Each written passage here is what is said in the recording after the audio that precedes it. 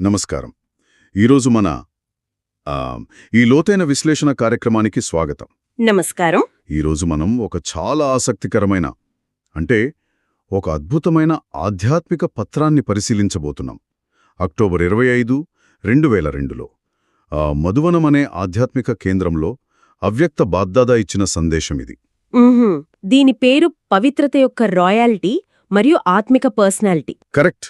ఈరోజు మనం ముఖ్య ఉద్దేశం ఏంటంటే, బేసిక్గా పవిత్రత అనగానే సమాజంలో ఉన్న అపోహలను తొలగించి ఇందులో ఉన్న అద్భుతమైన మానసిక శాస్త్రాన్ని అర్థం చేసుకోవడం.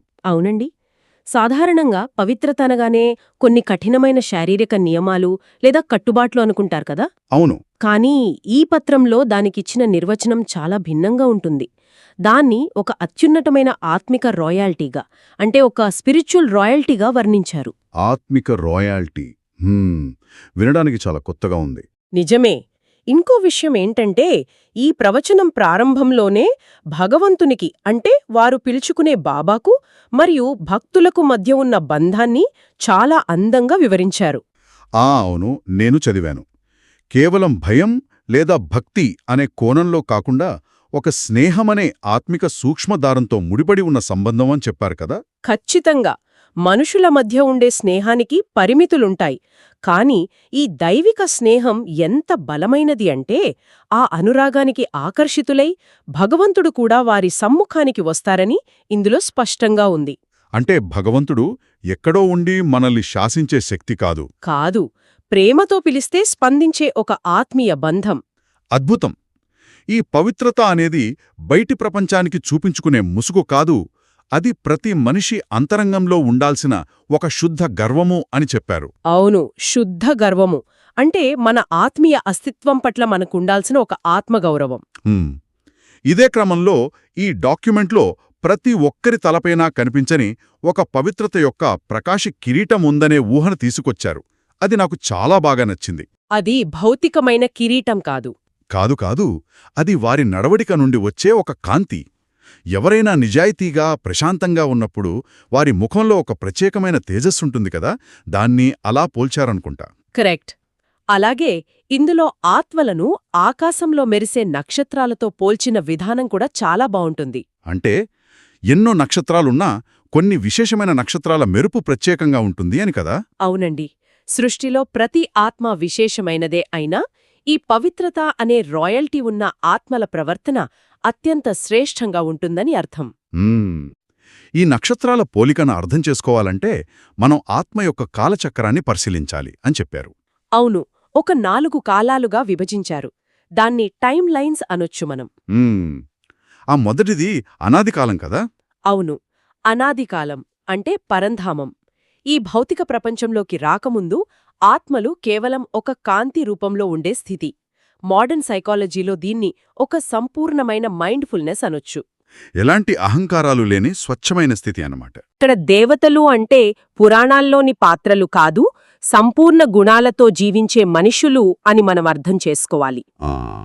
తర్వాత 3వ కాలం గురించి చేసిన విశ్లేషణ నాకు చాలా ఆసక్తికరంగా అనిపించింది. మధ్యకాలం. అవును, ద్వాపర యుగం నుండి మొదలయ్యే సమయం. ఇక్కడే మనిషి తన ఆత్మిక అస్తిత్వాన్ని మరిచిపోయి భౌతికత వైపు వెళ్తాడు. ఇక్కడ విశేషమేంటంటే, ఈ కాలంలోనే ఆత్మలకు వారి విగ్రహాల రూపంలో విధిపూర్వకమైన పూజ దొరుకుతుందని చెప్పారు. చరిత్రలో ఎంతోమంది గొప్ప రాజులున్నా వారికి గౌరవం దక్కుతుంది. కాని ఈ దేవతామూర్తుల విగ్రహాలకు దొరికే క్రమశిక్షణతో కూడిన రాయల్ పూజ మరెవ్వరికీ దొరకదు. ఒకప్పుడు ప్రాక్టికల్గా జీవించిన పవిత్రతకే ఆ తరువాత కాలంలో అత్యున్నతమైన పూజలు అందుతాయి. ఖచ్చితంగా. ఇక 4వది సంగమయుగం, ప్రస్తుత కాలం. పాత ప్రపంచం ముగిసి కొత్త ప్రపంచం వచ్చే పరివర్తనా సమయం.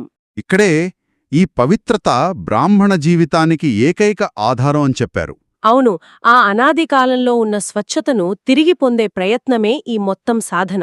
అయితే ఇదంతా వినడానికి ఒక అద్భుతమైన సిద్ధాంతంలా ఉంది, కానీ రోజువారీ జీవితంలో ఎలా ఆచరించాలి? గ్రంథం దానికి చాలా ప్రాక్టికల్ సొల్యూషన్స్ ఇచ్చింది. పవిత్రతను కేవలం సిద్ధాంతంగా ఉంచలేదు. వృత్తి, దృష్టి, కృతి అనే ఒక 3 అంశాలు చెప్పారు కదా. కరెక్ట్. ఒక మనిషి జీవితాన్ని పూర్తిగా మార్చే శక్తి ఈ 3ంటికి ఉంది. మొదటిది వృత్తి, మన యాటిట్యూడ్. అందరి పట్ల శుభభావన శుభకామన కలిగుండటం కదా. అవును, మన చుట్టూ కొందరు కోపంగా ఉండొచ్చు, స్వార్థంతో ప్రవర్తించవచ్చు, కానీ మన మనసులో మాత్రం వారి పట్ల మంచి జరగాలి అనే కామన ఉండాలి. ఇది చెప్పడానికి సులువే కాని ఆచరణలో ఎంత పెద్ద సవాలు అంటే ఎవరైనా మనకు హాని తలపెట్టినా వారి పట్ల కూడా శుభకామన ఉంచుకోవడమంటే. అది ఒక అత్యున్నతమైన ఎమోషనల్ ఇంటెలిజెన్స్ అని చెప్పవచ్చు. ఇక రెండోది దృష్టి. అంటే మనం ఎదుటివారిని చూసే విధానం, వారిని ఒక ఆత్మిక రూపంలో లేదా ఒక ఫరిష్తా రూపంలో చూడగలగాలి అని చెప్పారు. అవును, ఫరిష్తా అంటే దేవదూత. ఎవరినైనా వారి లోపాల ఆధారంగా కాకుండా ఒక ఆత్మగా చూస్తే అక్కడ ఏ విధమైన ఘర్షణ ఉండదు. కరెక్టే. ఇక మూడవది కృతి, అంటే మన కర్మలు. మన వృత్తి, దృష్టి పవిత్రంగా ఉన్నప్పుడు మన కర్మల్లో ఎప్పుడూ ఇతరులకు సుఖాన్నివ్వడం అనేది సహజంగా జరిగిపోతుంది. సుఖాన్నివ్వటం, సుఖాన్ని తీసుకోవటం, ఈ మూడు ఏకమైతేనే సంపూర్ణ పవిత్రత అంటారు. ఇక్కడే నాకొక సందేహం వస్తుంది. ఈ కృతి గురించి మాట్లాడుతున్నప్పుడు ఎవరైనా కావాలని దుఃఖాన్నిచ్చినా, అవమానించినా అప్పుడు మన కర్తవ్యమేంటి? దానికి ఈ పత్రంలో ఒక అద్భుతమైన ఉదాహరణ ఇచ్చారు. ఆ చెత్త ఉదాహరణ, గార్బేజ్. అవునవును, నేనది చదివినప్పుడు భలే నవ్వుకున్నాను. ఎంత సరళంగా చెప్పారంటే, ఎవరైనా పరిగెత్తుకుంటూ వచ్చి చేతిలో కొంత చెత్త పెడితే మనం తీసుకుంటామా అని అడిగారు. సాధారణంగా తీసుకోం కదా, అసహ్యించుకుని దూరం పెడతాం, ముట్టుకోం కూడా. మరి అదేవిధంగా ఎవరైనా అవమానిస్తే, నిందిస్తే అది కూడా వారి మనసులోని వ్యర్థమే కదా, వాళ్ల మానసికమైన చెత్త అది. మరి దాన్నెందుకు తీసుకుంటున్నాం అని చాలా సూటిగా అడిగారు. కరెక్ట్. ఎవరైనా పరుష పదాలు వాడినప్పుడు మనం ఫీలవ్వడమంటే వాళ్లు తెచ్చిచ్చిన చెత్తను మనం రెండు చేతులతో స్వీకరించడమే. చాలా గొప్ప పాయింట్ ఇది. మనం ఎందుకు మన ప్రశాంతతను దిగజార్చుకోవాలి? అవును, అందుకే ఈ ప్రవచనంలో సహనశీలత దేవీ దేవతలుగా మారాలి అని ఒక పిలుపునిచ్చారు. దేవతంటే దాత, ఎప్పుడూ ఇచ్చేవారే కాని తీసుకునేవారు కాదు. ఇక్కడ బ్రహ్మబాబా జీవితాన్ని ఉదాహరణగా తీసుకున్నారు కదా, ఫాలో ఫాదర్ అని. అవును, బ్రహ్మబాబా తన జీవితకాలంలో నిందలు ఎదుర్కొన్నా, ఎదురు తిరిగి సుఖం ఎలా పంచారో, సహనాన్ని ఎలా పాటించారో గుర్తుచేశారు. సహనశీలత అంటే చేతకానితనం కాదు కదా, అందులో ఒక వింత శక్తి ఉంటుంది. ఒక మనిషి శాంతంగా నిలబడితే నిందించేవారు సైతం పశ్చాత్తాపంతో వచ్చి ఆలింగనం చేసుకుంటారు అని చెప్పారు. ఆ ఆత్మిక నశ అనేది భౌతిక పరిస్థితుల మీద ఆధారపడకూడదు అని దీనర్థం. ఖచ్చితంగా. ముఖ్యంగా కుమారులు ఆ ఎరుపు రంగు బ్యాడ్జీల గురించే. అవును, ఆ బ్యాడ్జీలపై ఏకవ్రత అని రాసి ఉందట. ఏకవ్రత అంటే ఒకే దేవుడికి అంకితమై పవిత్రత యొక్క రాయల్టీని నిరంతరం పాటించడం. మళ్లీ సొంత ఊళ్ళకి వెళ్ళాక ఆ వ్రతం కచ్చాగా అవ్వకూడదని ఒక మధురమైన హెచ్చరిక కూడా చేశారు. సభలో ఉన్నప్పుడు ఒకలా, బయట మరోలా ఉండకూడదు అని. నిజమే. అలాగే కుమారుల గురించి కూడా ఒక సరదా కామెంట్ చేశారు. అవును, ఇప్పుడు టీవీలో మీ ఫోటో రికార్డవుతోంది, రేపు ఎక్కడైనా మీరు ఢీలా అయితే ఈ రికార్డైన చిత్రాన్ని మీకు పంపుతాము అని అన్నారు కదా. అది సభ వాతావరణాన్ని తేలికపరిచినా అందులో ఒక జవాబుదారీతనం దాగి ఉంది. అయితే ఇందులో ఇంకో అత్యంత ముఖ్యమైన గ్రూప్ గురించి కూడా మాట్లాడారు. ప్రవృత్తి, అంటే కుటుంబ జీవితం గడిపే యుగలులు. వీరికిచ్చిన ఛాలెంజ్ అతిపెద్దది. సాధారణంగా ఆధ్యాత్మికత అంటే అడవుల్లోకి వెళ్లడం అనుకుంటారు, కాని సంసారంలో ఉంటూ, ఉద్యోగాలు చేస్తూ, స్వప్నంలో కూడా అపవిత్ర ఆలోచన రాకుండా జీవించటమనేది ప్రపంచానికే ఒక గొప్ప షోకేస్ లాంటిది అని చెప్పారు. బురదలో ఉన్నా కూడా పద్మంలా ఎలా వికసించాలో చూపిస్తూ విశ్వానికే ఒక ఛాలెంజ్ విసరాలి. ఎంత గొప్ప లక్ష్యమది. ఈ క్రమంలోనే టీచర్ల గురించి చెప్పిన వాక్యం నన్ను బాగా ఆకర్షించింది. ప్రతి టీచర్ యొక్క ఫీచర్స్ ద్వారా ఫ్యూచర్ మరియు ఫరిష్ఠా స్వరూపం కనిపించాలి అనన్నారు. టీచర్లు అంటే కేవలం మాటలతో పాఠాలు చెప్పడం కాదు కదా, వారి ముఖాన్ని చూస్తేనే ప్రశాంతత కనిపించాలి. వారి అస్తిత్వమే ఒక పాఠంలా ఉండాలి. దీని వెనుక ఒక తాత్విక కోణం కూడా ఉంది. ప్రపంచంలో భగవంతుడు సర్వవ్యాపి అని నమ్ముతారు కదా. అవును, అణువణువునా ఉన్నాడని. కాని ఈ సంస్థ జ్ఞానం ప్రకారం భగవంతుడు ఒక బిందు స్వరూపుడు, సర్వవ్యాపి కాదు. కాబట్టి ఈ జ్ఞానాన్ని బోధించే టీచర్లు తమ నడవడిక ద్వారా ఆ పరమాత్మను ఎంతగా చూపించాలంటే చూసేవారికి ప్రతి ఒక్కరిలో దైవం కనిపిస్తున్నాడు అనే అనుభూతి కలగాలి. అంటే టీచర్లలోని దైవిక గుణాలను చూసి ఆ భగవంతుడు సర్వవ్యాపి అనిపించేలా జీవించాలి. ఆత్మ అనేది పరమాత్మ ముందు దాగిపోవాలి, కేవలం పరమాత్మే కనిపించాలి అని. కరెక్ట్. మనిషిలోని అహంకారం పూర్తిగా కనుమరుగైపోయి శాంతి, ప్రేమ వంటి లక్షణాలు ప్రసరించాలి. ఇది ప్రతి అడుగులోనూ ఒక సవాళ్లాంటిదే.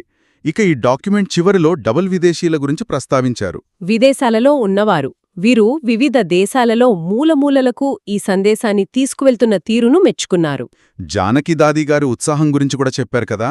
ఆ వయసులో కూడా ఒక్క దేశం కూడా మిగిలిపోకూడదు అనే తపన. అవును, విదేశాల్లో వాళ్లు ఒక పక్క ఉద్యోగాలు చేస్తూ ఆధునిక ఒత్తిడులను ఎదుర్కొంటూ సెంటర్లను నడిపిస్తూ సేవ చేయడం ఒక అద్భుతమైన బ్యాలెన్స్. అందుకే వాళ్లకి డబుల్ అభినందనలు తెలిపారు. డబుల్ నషా ఉండాలి అని చెప్పారు. నిజంగా.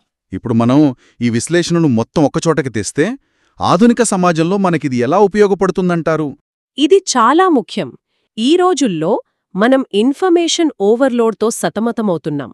సోషల్ మీడియా విమర్శలు, ఆఫీసు రాజకీయాలు, ప్రతి చిన్నదానికి ఎమోషనల్గా రియాక్ట్ అయిపోయి శాంతి కోల్పోతున్నాం. కరెక్ట్. ముఖ్యంగా ఇతరుల ప్రవర్తన ఆధారంగా మన విలువను నిర్ణయించుకుంటున్నాం.